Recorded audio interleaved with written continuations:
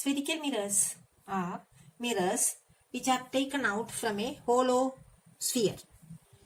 Suppose this is the hollow sphere, and inside of this hollow sphere is the reflecting surface. That means here it is polished like this.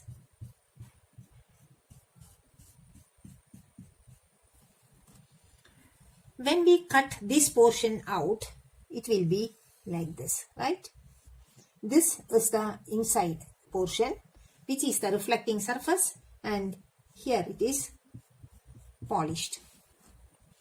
The reflection is taking place inside. Such kind of mirrors are called concave mirrors. Concave mirrors, that is cave inwards, just like a cave, see? Inside.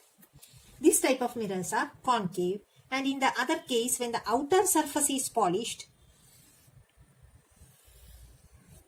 this is concave, and when it is outer surface is the reflecting surface and inner surface is polished,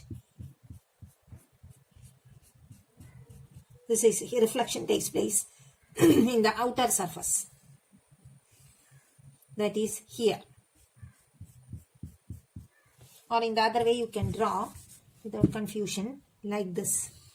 Okay, the inner side is polished. The outer surface is the reflecting surface. Inner surface is reflecting for concave. Outer surface is reflecting for convex. When we cut this portion out, this sphere has one center, right? As long as there is a sphere, it has a center. Similarly, here also for this sphere, it has a center here.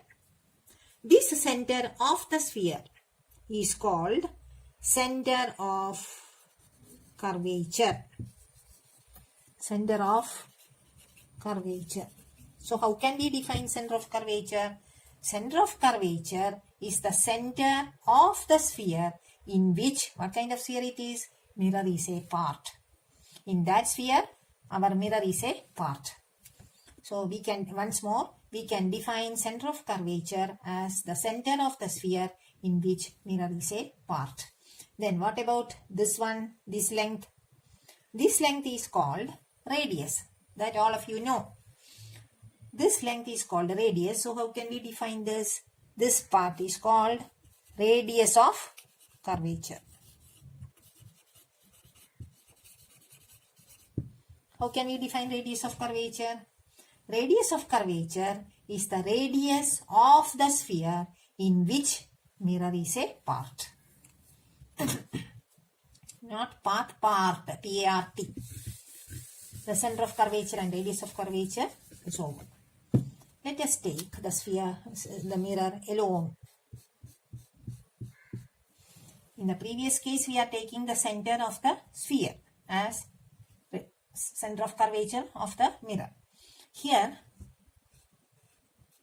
what is this? This is the midpoint of the mirror. This midpoint is called pole of the mirror. Pole is the midpoint of the mirror. And for this mirror, what will be this center of curvature? When we complete this sphere as a whole, this will become the center of curvature, and when we join this center and pole, you will get one axis. That is the axis passing through the center of curvature, and pole is called the principal axis.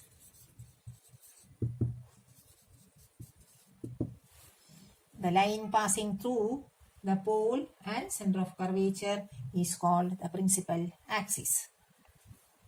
Then focus.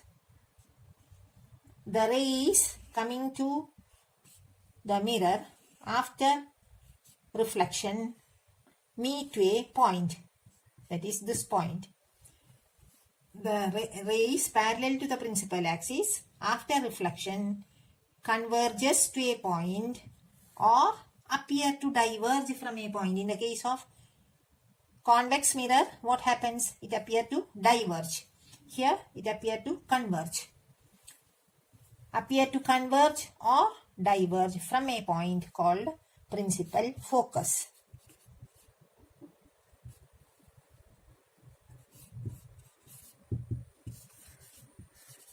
Represented by F. We know radius of curvature and radius of curvature as PC, from pole to center of curvature. What is PF? P is for pole. PF is the distance from pole to focus. That is what is called focal length. Focal length is represented by small f, whereas principal focus is represented by capital F. Pole. Usually, from the studies it is clear that R, what is R? Radius of curvature is equal to half the focal length.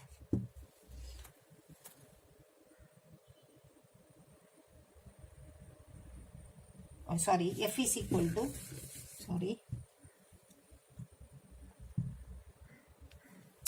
F is equal to, focal length is equal to half the radius of curvature, R by 2. Or what is R is equal to 2F. For one mark questions, you may get this type of questions. That is, if F is given as 15 centimeters, what will be the radius of curvature? R is equal to 2F, 2 into 15, which is equal to 30 centimeter.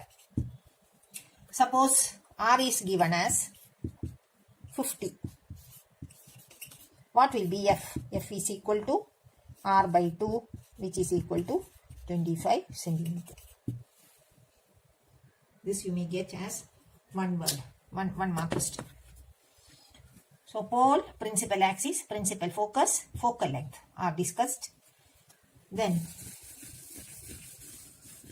next is what happens to the ray after it hits the spherical mirror.